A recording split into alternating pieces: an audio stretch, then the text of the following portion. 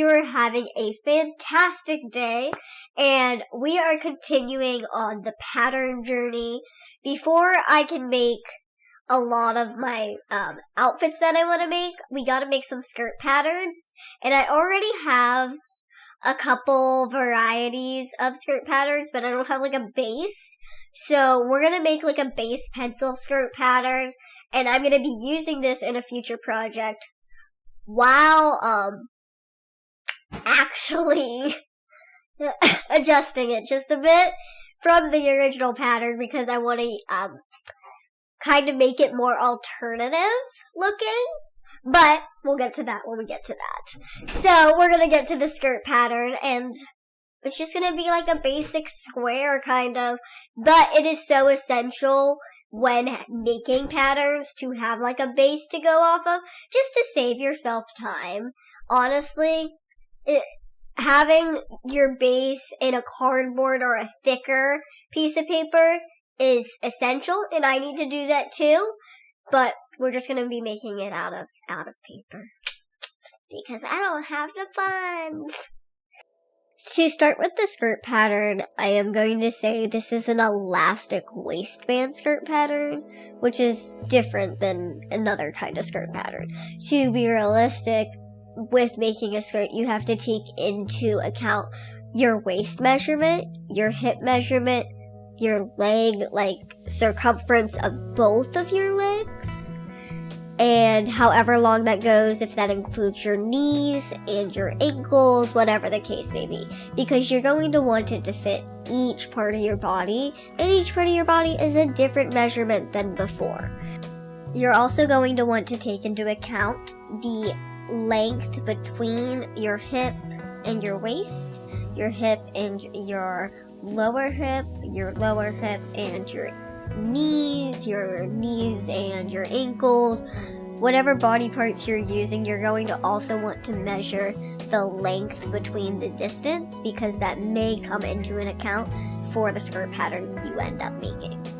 So, with that being said, let's get started with making the pattern. To actually start making the skirt front panel, we're going to go up the length that we want the skirt to be and draw a notch.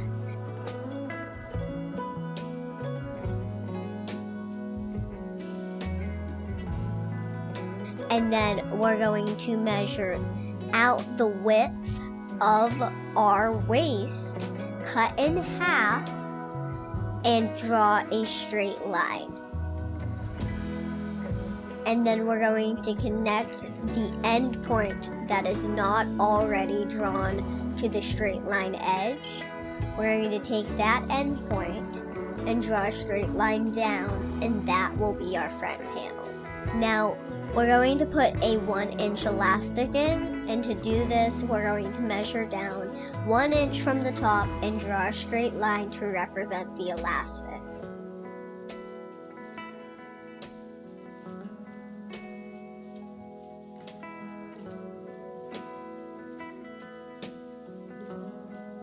We are also going to be doing a seam allowance around the entire pattern. Now, I am using a 1/4 inch seam allowance. You should use whatever seam allowance is proper for the fabric you're intending to use. And we're just going to draw a 1/4 seam allowance around the entire thing, including around where the elastic is. Now, I did not draw the seam allowance in at the bottom because I'm going to be doing grommet designs and all sorts of things by using this pattern. So I left the seam allowance included or kind of off, just because depending on which project I'm working on, depends on where that seam allowance is going to be. So in order for it to kind of be multi-purpose, I'm leaving it as an included marker. With the front panel done, we have two choices: to make the back panel completely new, or to use the front panel to help us make the back panel.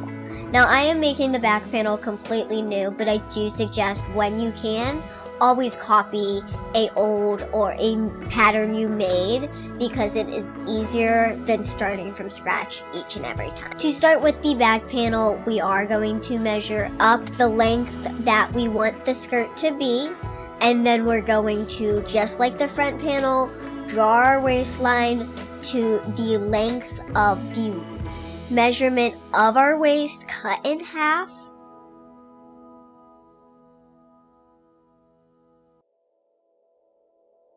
And now comes the part that sometimes with certain skirts you do have to take more into consideration. With this skirt, it's an elastic waistband. It's a somewhat stretchy fabric. I'm putting a zipper in the pattern just in case, but I don't think I'm going to use it. So my hip and my lower hip may not be as big of an impact. But at the same time, we have to acknowledge those measurements. So we're going to start by putting our hip measurement in.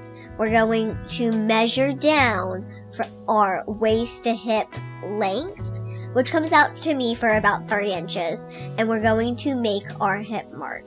Then we're going to measure down from our hip to our lower hip, which is where your butt is like biggest, and we're going to mark a lower hip mark.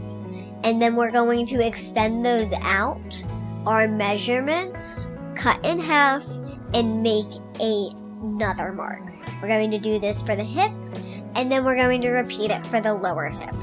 We're going to take those marks and acknowledge that they are present, and because this fabric does not have a ton of stretch, but does not need to kind of conform to my hip to waist size, it'll kind of pull it in itself with the elastic waistband. We're going to draw a straight line from the bottom of our pattern, the gapping from the waistline to the hip measurement. And essentially it is just a square, and then we kind of put the seam allowance and all of that on once we're done.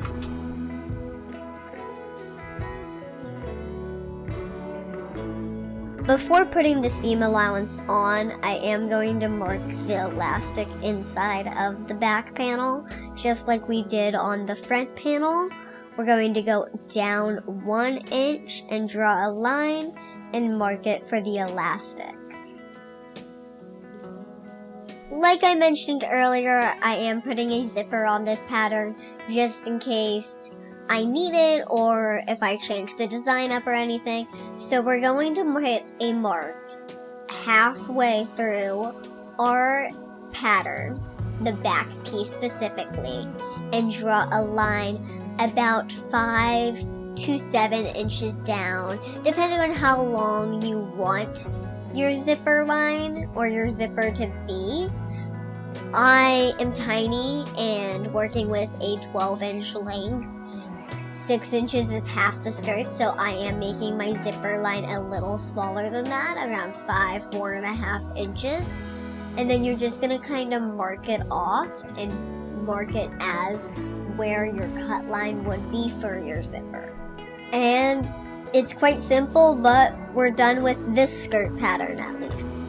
Once done, this is what the front skirt panel looks like, and the back skirt pattern panel looks like. And then you'll cut fabric panels and it'll look like this.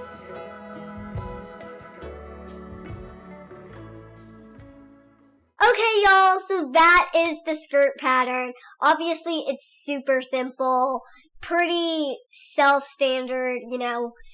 At the end of the day, humans are shapes and we're just, you know, rounded, and we gotta make the 2D 3D, so we have to adjust that when we're like drawing a 2D version of our bodies.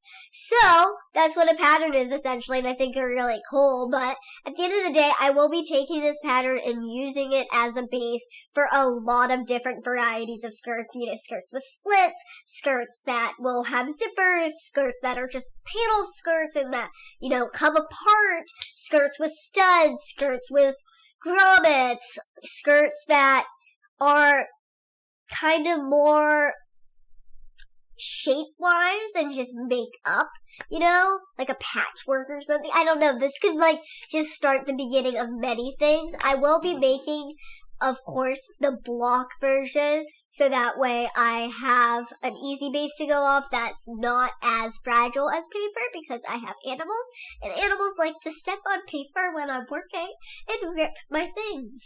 So we will be making more sturdy versions in the future, but I hope you enjoyed this video, and at the end of the day, we will continue the pattern journey. I am excited to just explore where my brain will go with drawing outfits for the human shape. And, I'm just really happy and proud of myself. So I hope this helped. I hope it gave you a little insight on some things. And I can't wait to put this pattern to fabric and get a garment out of it. Stay tuned for the future garments being made out of this pattern.